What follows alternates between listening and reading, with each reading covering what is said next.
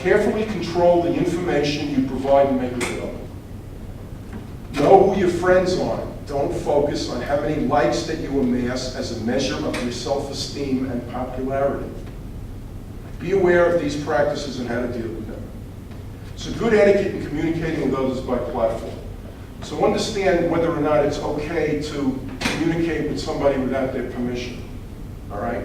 Understand whether the language used should be formal or informal. How about this one?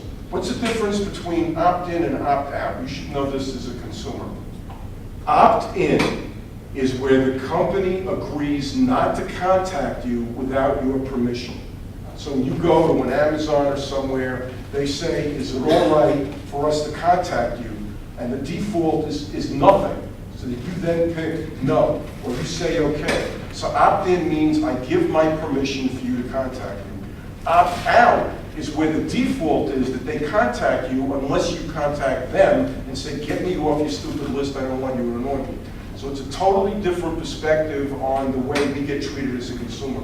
So you want to be the ones that are opt-in, but you also want to be aware of the opt-outs. So if you're looking at something and they've got these boxes at the bottom, I'd like to keep on getting newsletters or ads or updates or whatever it is, be careful as how you check the box, because that's going to determine what they do with you. What's a cookie? Chocolate chip? Brownie? What's a cookie?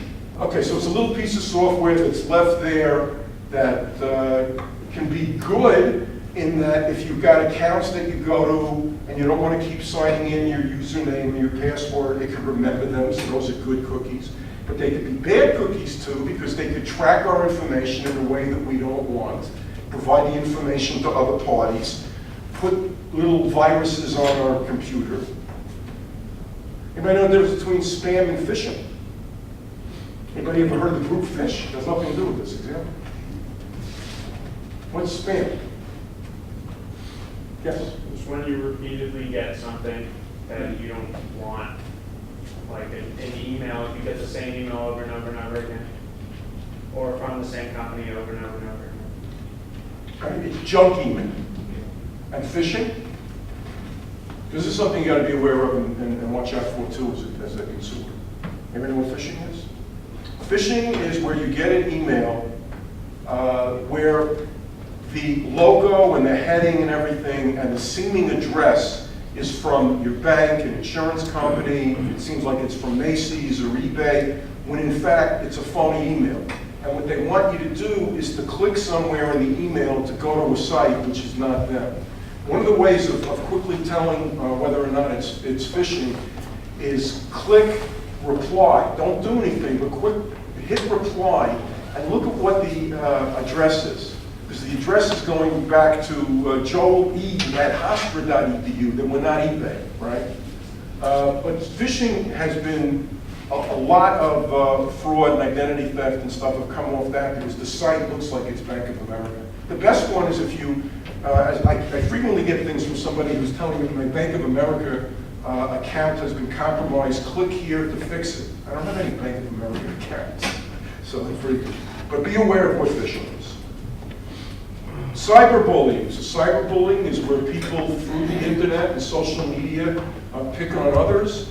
And part of what happened a while back in with bullying has caused some people to commit suicide because some of the stuff that's said about them online is pretty disgusting. Sexting, anybody know what that one is? That's another thing that it becomes popular in high school and people don't realize the ramifications. Anybody know what that term means? Okay, so we have a couple that like each other and they send each other pictures via their phone, nude or semi-nude pictures, with the expectation that it's only going to that one person. And the next day they go to school and they find out the entire student body is going, oh my God. So just be careful with anything that you send to somebody because it's open game. Properly crediting others. So if you're doing a blog or you're posting a picture of something that came from a source, be careful about crediting it. Read the privacy policy for each site and app. I say this and I kind of laugh. How will your privacy be protected? What kinds of information will be made available to third parties that they sell it? Should you let people know I'm here for